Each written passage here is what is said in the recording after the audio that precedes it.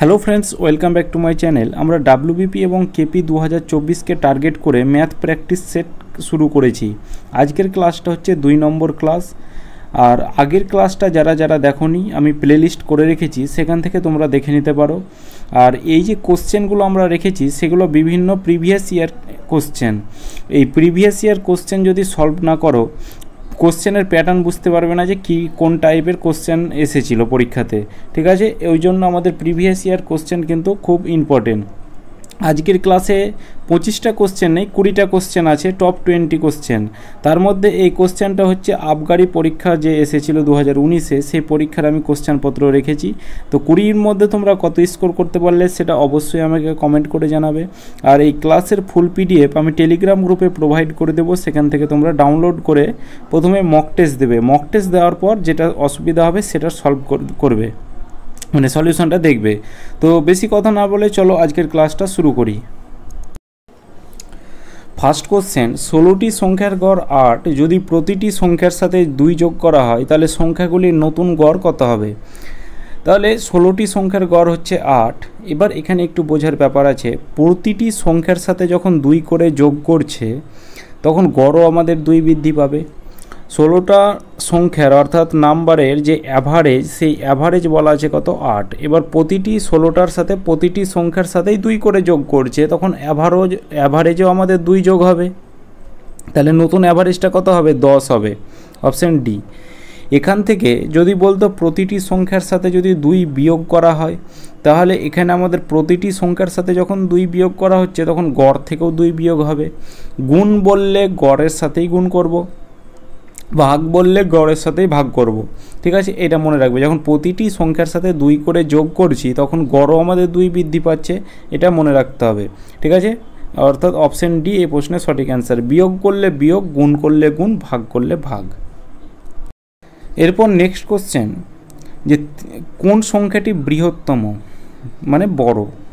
আর BODMAS নিয়মে বলা আছে বি মানে ব্র্যাকেট, অফ মানে এর, অর্থাৎ প্রথমে এর কাজটা করতে হয়। এর মানে কি? এর মানে হচ্ছে গুণ চিহ্ন। প্রথমে 30-এর 1-এর 5 মানে 30 গণিত কি 1/5, 5 দিয়ে কাটা দিলে কত হবে? 5 6 30। দ্বিতীয়টা কি? 200-এর 2-এর 5, 200-এর 2-এর 5 তাহলে 2/5, 5 দিয়ে 4 5 20 অর্থাৎ 4 20 80। তৃতীয়টা কি? 50-এর 50%, এর মানে হচ্ছে গুণ চিহ্ন, পার্সেন্ট উঠে কি হয়? তলায় 100 হয়, তাহলে এখানে হচ্ছে 50 গণিত হচ্ছে 100। 50 দুগুণে 100, 50কে 2 দিয়ে ভাগ করলে হবে 25। আর এদিকে হচ্ছে 20-এর 0.2 অংশ মানে কি? 20-এর, এর মানে হচ্ছে গুণ চিহ্ন, 0.2 অর্থাৎ ওপরে 2, দশমিকটাকে উঠাতে গেলে দশমিকের পর একটা সংখ্যা আছে, সুতরাং নিচে 1-এর পর একটা শূন্য দিয়ে ভাগ করব। তাহলে এই 0 0 কাটা গেল, সমান কত হচ্ছে? 2 দুগুণে 4। এবার বলা আছে বৃহত্তম কোন সংখ্যাটা? তাহলে এইটার মধ্যে, এই 4টার মধ্যে কোনটা বৃহত্তম? অর্থাৎ অপশন ডি যেটা 80 পেয়েছি সেটাই আমাদের বৃহত্তম হবে। তাহলে অপশন বিটা হয়ে যাবে আমাদের এই প্রশ্নের সঠিক অ্যান্সার, যে এইটাই হচ্ছে আমাদের বৃহত্তম। ক্ষুদ্রতম বললে কোনটা হতো? ক্ষুদ্রতম বললে আমাদের 4টা হতো, অর্থাৎ 4টা ক্ষুদ্রতম, অর্থাৎ অপশন ডিটা হতো। ঠিক আছে, এরপর পরবর্তী কোশ্চেন, 1365, 1560 এবং 1750 সংখ্যাগুলির মধ্যে গসাগু বের করো। তাহলে গসাগু আমরা যদি বেসিকভাবে এইভাবে করতে যাই তো অনেকটা বড় হয়ে যাবে, তো আমরা ট্রিক্সের মাধ্যমে গসাগু বের করব। প্রথমে এই দুটোর ডিফারেন্স দেখব, তারপরে এই দুটোর ডিফারেন্স দেখব। তাহলে 1560 থেকে 1365 যদি মাইনাস করি তাহলে কত হবে? এদিকে 5 হাতে থাকলো 1, 6 1 7, এদিকে 7 3 6 9, 3 1 4, 1 5, 195। আর এই দুটোর ডিফারেন্স দেখব 1560 আর 1755, তাহলে 1755 আর এদিকে হচ্ছে 1560। এখানে আরেকটা বলে রাখি যে HCF কথাটার অর্থ কি? হাইয়েস্ট কমন ফ্যাক্টর, অর্থাৎ গরিষ্ঠ সাধারণ গুণনীয়ক মানে বৃহত্তম সংখ্যা। আর লঘিষ্ঠ অর্থাৎ লসাগু মানে কি? এই লঘিষ্ঠ সাধারণ গুণনীয়কটা, যে লসাগু মানে হচ্ছে ক্ষুদ্রতম সংখ্যা আর গসাগু মানে বৃহত্তম সংখ্যা, এটা জানতে হবে। আর সুবীর দাস স্যারের বইয়ের লসাগু গসাগু চ্যাপ্টারটা কমপ্লিট করে দেওয়া আছে, সেখান থেকে তোমরা বেসিক কনসেপ্টের ক্লাস যদি ক্লিয়ার না থাকে সেখান থেকে তোমরা দেখে নিতে পারো। দেখো এদিকে 5, এদিকে কত হচ্ছে, এদিকে 4 5 9, 5 এটাকে 6, 1 7, 195। এইটাকে বিয়োগ করেও 195 পেলাম, এটাকে বিয়োগ করেও 195 পেলাম। এবার আমরা একটু অপশনের দিকে দেখব। এখানে কিন্তু অপশনে আমাদের 195 আছে, তাহলে অপশন সি এই প্রশ্নের কিন্তু সঠিক অ্যান্সার হয়ে যাবে। যদি এখানে অপশনে না থাকতো তখন কি করতাম, এটাকেও ভাগ মানে একটা সংখ্যা দিয়ে পাঠাতাম, এটাকেও একটা সংখ্যা দিয়ে পাঠাতাম। তো এখানে আমাদের 195 যেহেতু আছে, তাহলে অপশন সি সঠিক অ্যান্সার হয়ে যাবে। একটি নির্দিষ্ট মূল্যের টাকা সরল সুদে 5 বছরে 3 গুণ হলে বার্ষিক শতকরা সুদের হার কত হবে? এই কোশ্চেনটা আমি এর আগের ক্লাসে কিন্তু এই সরল সুদের কিন্তু অঙ্ক ছিল, এই জন্য বলছি প্রিভিয়াস ইয়ার খুব ইম্পর্টেন্ট, কারণ এর আগের ক্লাসেও এরকম অঙ্ক ছিল, এই ক্লাসেও আছে, এর পরে যে প্রিভিয়াস ইয়ার থাকবে সেগুলোতেও থাকবে, সুতরাং প্র্যাকটিসটা কিন্তু বারবার হয়ে যাবে। দেখো কোনো সরল সুদে 3 বছরে 3 গুণ হলে কোনো মূল্য নির্দিষ্ট মূল্যের টাকাটা 3 গুণ হচ্ছে, তাকে টাকাটা আমরা জানি না প্রিন্সিপাল, সেটা হয়ে গেল আমাদের 3p, পিটা হয়ে গেল আমাদের কি 3p, মানে কি এটা আমাদের আসল ছিল, আসলটা হয়ে গেল 3p, মানে কি এর সাথে নিশ্চয়ই সুদ যুক্ত হয়েছে, তাহলে এটা আমাদের কি অ্যামাউন্ট, অর্থাৎ সুদ আসল, মানে এই আসলের সাথে সুদ যুক্ত হয়েছে বলেই তো 3p হয়েছে, আগে আসলটা ছিল p। এবার এখান থেকে আমরা ইন্টারেস্ট বের করতে পারবো, যে সুদ আসল থেকে অর্থাৎ 3p থেকে p মাইনাস করলে আমরা কি পাবো, এই সুদটা পাবো, তাহলে 3p মাইনাস p অর্থাৎ এখানে হবে আমাদের কি 2p, এটা হচ্ছে কি আমাদের ইন্টারেস্ট বা সুদ। এখানে সুদের হারটা চেয়েছে রেট, তাহলে রেট ইকুয়াল টু কি, রেটের ফর্মুলা, আর ইন্টারেস্টের ফর্মুলা আমরা আগের ক্লাসে অলরেডি প্রতিটার ফর্মুলা লিখে দিয়েছিলাম, যে ইন্টারেস্ট ইকুয়াল টু হচ্ছে PRT বাই 100, আর আর অর্থাৎ রেট ইকুয়াল টু কি 100-র সাথে ইন্টারেস্ট গুণ করতে হবে, ইন্টারেস্ট গুণ করে নিচে কি প্রিন্সিপাল এবং টাইম দিয়ে আমাদের ভাগ করতে হবে। তাহলে এখানে 100 ইন্টু ইন্টারেস্ট কত আছে, এখানে আমরা পেয়েছি 2p অর্থাৎ 2p লিখলাম। প্রিন্সিপাল কত, প্রিন্সিপালটাকে আমরা পি ধরেছি, তাহলে তলায় পি লিখলাম। টাইমটা কত বলা আছে আমাদের এখানে 5 বছর বলা আছে, তাহলে এখানে 5 লিখলাম। তাহলে এবার এটাকে যদি আমরা কাটাকুটি করি, তাহলে এদিকে এই পি কাটা গেল, 5 দিয়ে কাটা দিলে 5 দুগুণে 10 অর্থাৎ 20 ইন্টু 2 অর্থাৎ 40%, তাহলে রেটটা কত হলো 40%, অপশন ডি। এরপর পরবর্তী প্রশ্ন, যে 36 এর 0.4% কত হবে? তাহলে 36 এর মানে আমরা আগেই দেখলাম যে 36 এর মানে কি গুণ চিহ্ন, তাহলে এবার গুণ চিহ্ন, এবার আমরা 0.4% উঠে কি হয়, তলায় 100 হয়, এটা আমরা জানি। এবার পয়েন্টটাকে আমরা উঠাবো, অর্থাৎ দশমিকটাকে আমরা উঠাবো, তাহলে কি দশমিকের পর একটা সংখ্যা আছে, তাহলে নিচে এই 10 দিয়ে কিন্তু আমরা ভাগ করে দেবো, তাহলে এই দশমিকটা উঠে গেল। এবার এটাকে আমাদের কাটাকুটি করতে হবে, তাহলে 4 25 কত হবে 100, 2 দিয়ে কাটা দিলে 18, 2 দিয়ে কাটা দিলে 5, তাহলে 18 বাই হচ্ছে 100, 18 বাই 5 25 125। এবার এটাকে আমাকে দশমিকে আনতে হবে, তাহলে এখানে এটাকে আমরা ভাগ করে দিই, তাহলে 18 দশমিক দিয়ে এখানে কত হবে 0, তাহলে 1 দিয়ে যাবে 125, তাহলে এদিকে কত হবে 5 2 1 3 55 দশমিকে 0, তাহলে 4-এর সাথে 125 গুণ করলে কত হবে 500, তাহলে এদিকে 50 নামলো, আবার 0, 4 দিয়ে কত হবে 500। তাহলে এখানে আমাদের অপশন যেটা আছে অপশন বি সঠিক অ্যান্সার। কোনো সংখ্যা 25-এর 1-এর 3-এর থেকে 6 বেশি, মানে এই সংখ্যাটা কি বলছে 25 এর মানে কি গুণ চিহ্ন, 1-এর 3-এর থেকে 6 বেশি, তাহলে 25 এর মানে কি গুণ চিহ্ন, 1-এর 3-এর থেকে 6 বেশি, বেশি বললো বলে এখানে যোগ করলাম, কম বললে বিয়োগ করতাম। তাহলে এদিকে হচ্ছে ওপরে কত, ওপরে হচ্ছে 25, তলায় কত 3 প্লাস হচ্ছে কত 6, তাহলে এখানে আমাদের এই 3 হয়ে যাবে লসাগু, 3 যদি লসাগু হয় তাহলে ওপরে কত হবে 25 আর এদিকে 3 6 18, তাহলে এদিকে কত হচ্ছে 30 আর 5 13 অর্থাৎ 43 বাই কত 3 3 14 42 1 0 অর্থাৎ দশমিক দিয়ে 10 3 তিরিক্ষে 9, এইভাবে 3 তিরিক্ষে 9 চলে যাবে 14.33 অর্থাৎ অপশন ডি এই প্রশ্নের আমাদের কিন্তু সঠিক অ্যান্সার। কোশ্চেন এরপর পরবর্তী কোশ্চেন যে নিচের কোন গরিষ্ঠ সংখ্যাটির দ্বারা 259 এবং 847কে ভাগ করলে প্রত্যেক ক্ষেত্রেই 7 অবশিষ্ট থাকবে। তাহলে গরিষ্ঠ মানে কি? গরিষ্ঠ মানে হচ্ছে আমাদের কি গসাগু বের করতে হবে, কিন্তু প্রতি ক্ষেত্রেই আবার 7 থাকতে হবে। এবার এখানে আমরা এই লসাগু গসাগুর চ্যাপ্টারে করেছিলাম সুবির দাস স্যারের বইয়ের এই যে বেসিক কনসেপ্টের ক্লাস চলছে, সেখানে কিন্তু এই কোশ্চেনটা কিন্তু দেওয়া ছিল কি যে এখানে আমরা গসাগু বের করব, কিন্তু প্রতি ক্ষেত্রে যখন থাকতে হবে মানে ভাগশেষ থাকতে হবে, তখন কি করব 259 থেকে প্রথমে আমরা 7 মাইনাস করে দেব, তাহলে কত হবে 252। আরেকটা সংখ্যা কত 847, এটা থেকে এবার এই 847 থেকে 7 মাইনাস করব, তাহলে কত হবে 840। এবার এই দুটোর আমরা কি করব গসাগু বের করব। তাহলে গসাগু তোমরা অনেকভাবেই করা যায়, ডিফারেন্সের মাধ্যমেও, ভাগ প্রক্রিয়াতেও।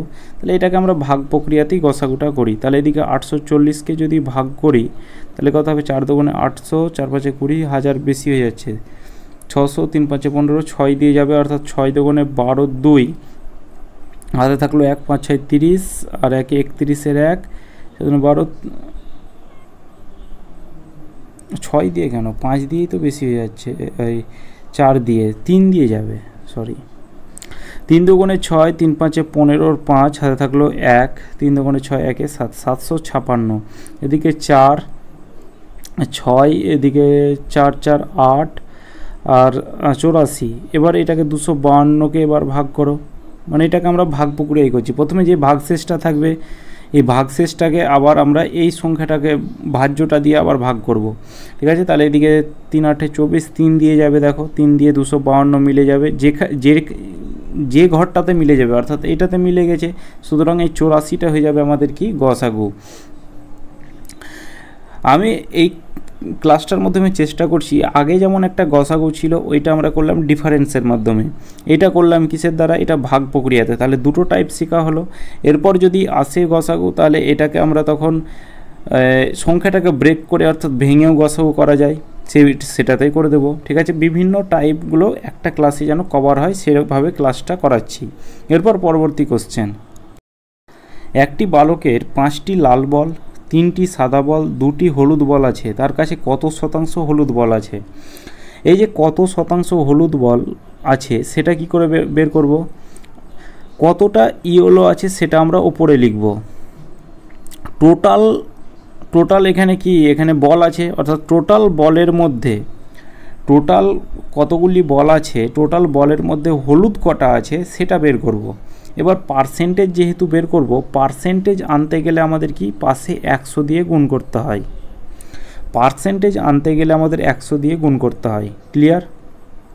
এখানে যদি হলুদের জায়গায় যে কোনো সংখ্যা মানে যে কোনো বলতো, যদি লাল বলতো তাহলে লালটাকে উপরে লিখতাম, তলায় টোটাল বল, কিন্তু শতাংশ বের করতে হবে যেহেতু, তার জন্য 100 দিয়ে গুণ করে দেব। তাহলে এখানে হলুদ বল কতটা আছে? হলুদ বল আমাদের দেখো প্রথমে হচ্ছে 2টি, কিন্তু আমাদের হলুদ বল আছে, তাহলে ওপরে 2 লিখব। টোটাল কটা বল আছে? তাহলে এদিকে হচ্ছে 5টা, 3টা 8টা, 2টো 10টা, টোটাল 10টার মধ্যে 2টো কিন্তু হলুদ বল আছে, ইন্টু পার্সেন্টেজের 100 করে দাও। তাহলে এদিকে একটা শূন্য কাটা গেল, সমান হচ্ছে 20%। এটা আমাদের সঠিক অ্যান্সার, ঠিক আছে। 20% কিন্তু হলুদ বল আছে। এখানে যদি বলতো লাল বল, তাহলে এখানে রেডটাকে ওপরে লিখতাম, টোটাল বল এটাকে তলায় লিখতাম, ইন্টু পার্সেন্টেজ আনার জন্য 100। তাহলে এদিকে লাল বল কত আছে? লাল বল আমাদের বলা আছে 5টা, টোটাল বল কত 20টা, ইন্টু পার্সেন্টেজের 100।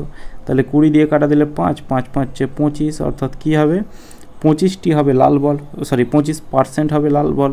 এইভাবে বের করতে হবে। এ এবং বি এর বয়সের অনুপাত 3:5।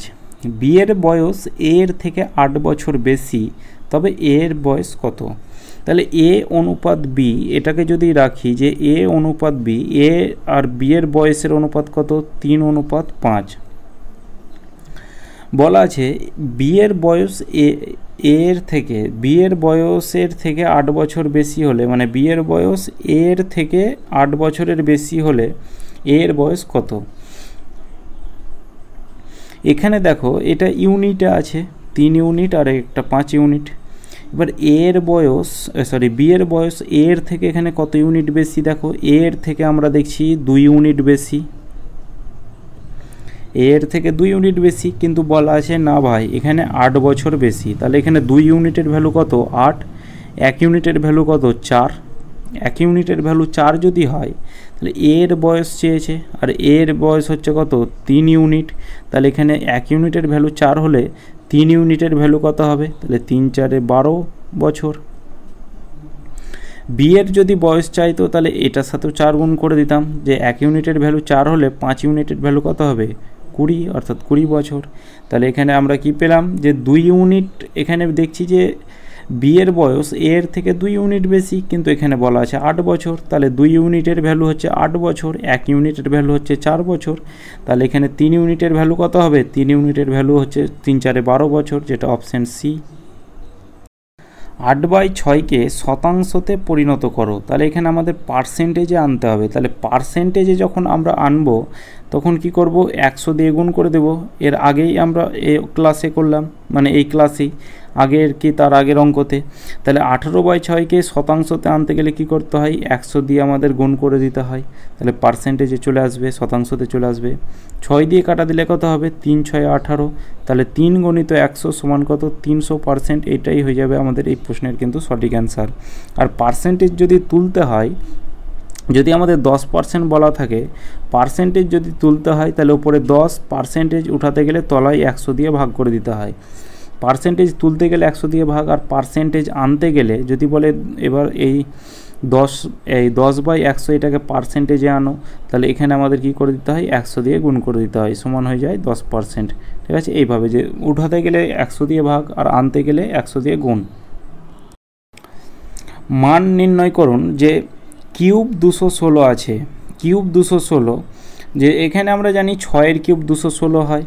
পরীক্ষা হলে যদি না জানো তখন এটাকে এইভাবে ভাঙবে যে 216 6 দ্বারা এটা যাবে, 3 6 18, এদিকে 6 6 36, 6 দিয়ে 6 6 36। তাহলে এখানে 3টে 6কে গুণ করে আমাদের 216 আসছে। এখানে কিউব রুট যেহেতু আছে তাহলে 3টেকে গুণ করে সেটা বাইরে বেরিয়ে এসে একটা হবে, মানে এটা হবে আমাদের এরকম 6 গুণিত 6 গুণিত 6। এই 3টে 6কে গুণ করলে 216 হয়। এখানে যেহেতু কিউব রুট আছে তাহলে এখানে 3টে 6 বাইরে বেরিয়ে এসে একটা 6 হবে। যদি স্কোয়ার রুট থাকতো, যদি দুটো 6 থাকতো তাহলে বাইরে বেরিয়ে এসে কী হতো, একটা 6 হতো। এটা আমরা দেখেছিলাম। কিউব রুট বললে 3টে 6 থাকলে বাইরে বেরিয়ে এসে একটা। এখানে 4, যদি কিউব এর জায়গায় 4 থাকতো তাহলে 4টা 6 বাইরে বেরিয়ে এসে একটা হতো। এরপর নেক্সট কোশ্চেন, প্রথমে এই নিয়মটা মনে রাখবে যে বদমাস, BODMAS, বদমাস। বি মানে কি, ব্র্যাকেটের কাজ। ও মানে অফ, এরের কাজ। ডি মানে ডিভিশন অর্থাৎ ভাগের কাজ। তারপর গুণের কাজ, মাল্টিপ্লিকেশন, অ্যাডিশন, যোগ, আর সাবস্ট্রাকশন অর্থাৎ বিয়োগ। তাহলে এইটা আমাদের মনে রাখতে হবে।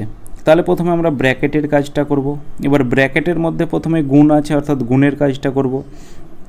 তাহলে 6 যোগ 12 দুগুণে 24, তাহলে কত হচ্ছে 30। তাহলে এটাকে আমরা সলভ করে কত পেলাম, 30। এবার কত আছে 120, ভাগ চিহ্ন কত, 120 ভাগ চিহ্ন হচ্ছে 30, সেটাকে ভাগ করলে কত হবে 4, যেটা অপশান এ হয়ে যাবে রাইট অ্যান্সার। এরপর নেক্সট কোশ্চেন, এটাও প্রথমে আমরা ব্র্যাকেটের কাজটা করব।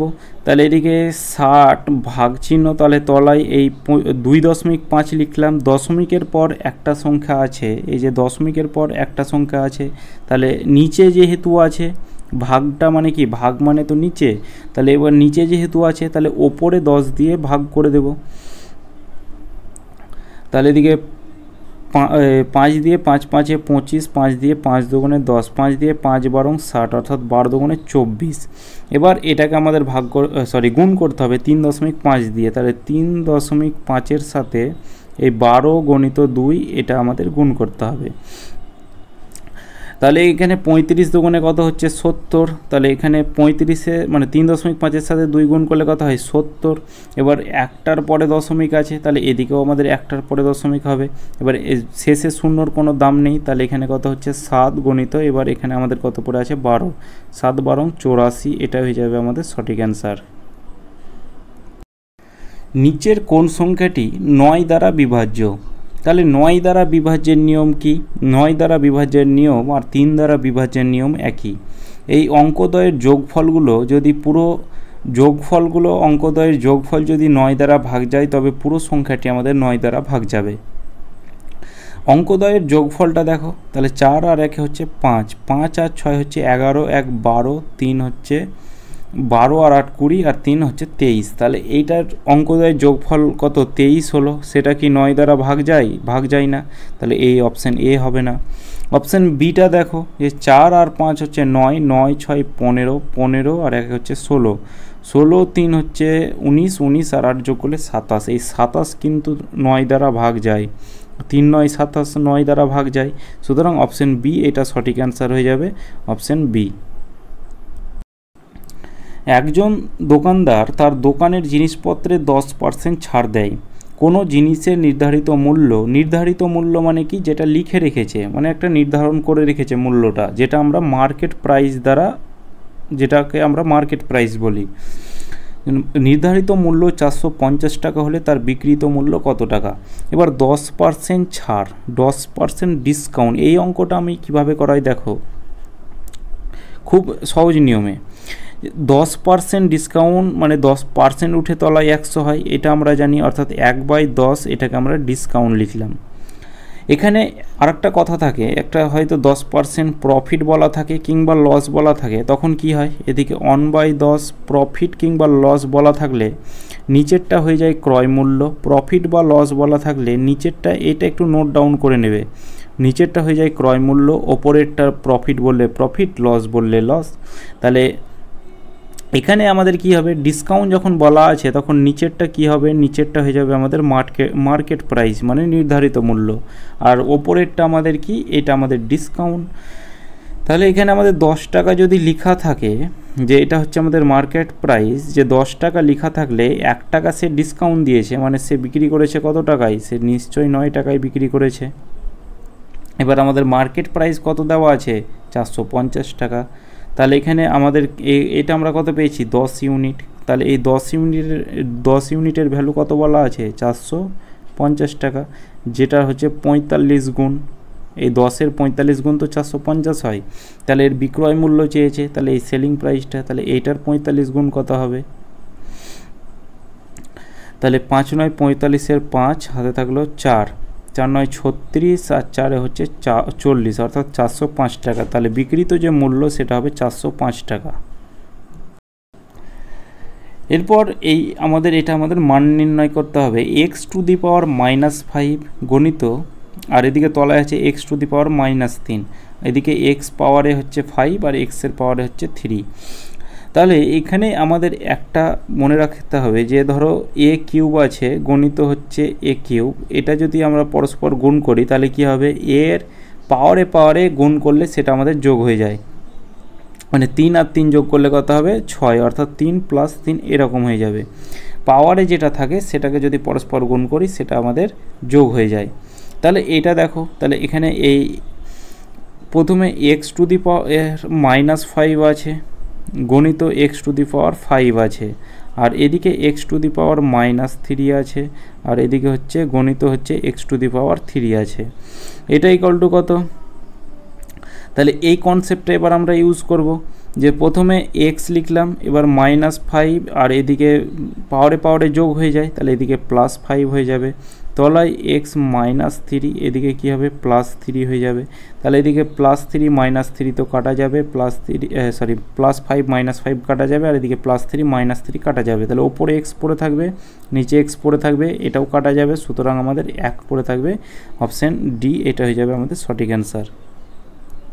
এরপর নেক্সট কোশ্চেন, যে 0.123 আর তলায় আছে 10³ মানে 10কে 3 বার গুণ করতে হবে। 10কে 3 বার গুণ করতে গেলে কত হয়, মানে 1-এর পর 3টে শূন্য, 3 বার গুণ করছি মানে 1-এর পর 3টে শূন্য, 4 বার যদি গুণ করতাম শূন্যটাকে 1-এর পর 4টা শূন্য হতো। এবার নিচে 1-এর পর আমরা এই দশমিকটা উঠাতে গেলে 3 দিয়ে, ধরো দশমিকের পর 3টে সংখ্যা আছে, মানে 1-এর পর 3টে শূন্য দিয়ে ভাগ করি, তাহলে এখানে 1-এর পর 3টে শূন্য আছে, তাহলে এখানে দশমিকটা 3 ঘর এগিয়ে যাবে, তাহলে 0.0000123 এটা আমাদের কিন্তু সঠিক অ্যান্সার, অপশন এ। একটি বর্গাকার জমির কর্ণ 30 মিটার, ওই বর্গাকার জমির ক্ষেত্রফল নির্ণয় করুন। বর্গাকার জমির কর্ণ যদি একটা বর্গক্ষেত্রের কর্ণের ফর্মুলা আমরা কি জানি, বাহু √2। বর্গক্ষেত্রের পরিসীমার ফর্মুলা কি, 4 গণিত বাহু। ক্ষেত্রফলের ফর্মুলা কি, বাহুর স্কোয়ার। এগুলো মনে রাখতে হবে, অর্থাৎ মুখস্থ করতে হবে। তাহলে কর্ণের ফর্মুলা হচ্ছে বাহু √2, এটার ভ্যালু বলা আছে কত, 30 মিটার বলা আছে। আর তাহলে বাহুর মান কত হবে, তাহলে 30/√2, এটা হচ্ছে বাহু। এবার আমাদের ক্ষেত্রফল চেয়েছে, তাহলে ক্ষেত্রফলের ফর্মুলা কি, বাহু তার স্কোয়ার, মানে বাহুর স্কোয়ার হচ্ছে কি বর্গক্ষেত্রের ক্ষেত্রফলের ফর্মুলা। এখানে বাহু কত আছে, 30/√2, 30/√2 তার হচ্ছে কি স্কোয়ার। তাহলে 30কে 30 দিয়ে গুণ করব, 30কে 30 দিয়ে গুণ করব, আর এই তলায় স্কোয়ার আর এই রুট কেটে যাবে, ঠিক আছে, মানে এই স্কোয়ার আর রুট কেটে যাবে, কিংবা যদি √2কে তুমি এইভাবে দুবার গুণ করো তাহলে কত হবে, দেখবে যে √4 হবে। এটা যখন স্কোয়ার আছে মানে দুবার করে গুণ করতে হবে, 30কে 30 দিয়ে গুণ করলাম, এবার √2কে √2 দিয়ে গুণ করি তাহলে কত হবে, এই √4 হবে। তাহলে বাইরে বেরিয়ে এসে সেই 2ই হবে। কিংবা এখান থেকে মনে রাখতে পারো যে এই রুট আর স্কোয়ার কাটা যাবে, তাহলে রুট আর স্কোয়ার কাটা গেলে তলায় 2 পড়ে থাকবে, তাহলে 2 দিয়ে কাটা দিলে হচ্ছে 15, তাহলে 3 15 45, 450। ক্ষেত্রফল যেহেতু আমরা বের করছি এরিয়া, সুতরাং এটা আমাদের বর্গ মিটারে থাকবে, ঠিক আছে, অপশন ডি। এরপর নেক্সট কোশ্চেন, কোনো সংখ্যার 1/5 অংশ 10-এর 5 গুণ। কোনো সংখ্যার 1/5 অংশ, অঙ্ক যেভাবে বলবে এই ধরনের কোশ্চেন সেভাবে আমরা করব। সংখ্যাটা আমরা জানি না, সেটাকে এক্স ধরে নিলাম। কোনো সংখ্যার 1/5 অংশ সমান, এখানে সমান দেওয়া নেই কিন্তু মানে ভেবে নিতে হবে, কি করে ভাবতে হবে যে কোনো সংখ্যার 1/5 অংশ সমান এটার 5 গুণ, মানে 10-এর 5 গুণ। তাহলে এটা সমান কি 10-এর, এর মানে কি গুণ চিহ্ন 5 গুণ। তাহলে এদিকে হচ্ছে x/5, এটা ইকুয়াল টু কত, এটা ইকুয়াল টু হচ্ছে 50। তাহলে x ইকুয়াল টু কত, কোনাকুনি গুণ হয়, তাহলে 50-এর সাথে 5 গুণ হয়ে যাবে, তাহলে 5 5 কত 25, 250। এটা হয়ে যাবে আমাদের কিন্তু রাইট অ্যান্সার, অপশান ডি। তো এটাই আমাদের 20টা কোশ্চেন ছিল, টোটাল কমপ্লিট হয়ে গেল। ক্লাসটা কেমন হলো সেটা অবশ্যই কমেন্ট করে জানাবে। তো আজকের ভিডিও এতদূর পর্যন্তই, যদি ভালো লাগে তো অবশ্যই লাইক কমেন্ট শেয়ার আর চ্যানেলটিকে সাবস্ক্রাইব করে রাখবে। চলো দেখা হচ্ছে নেক্সট ক্লাসে।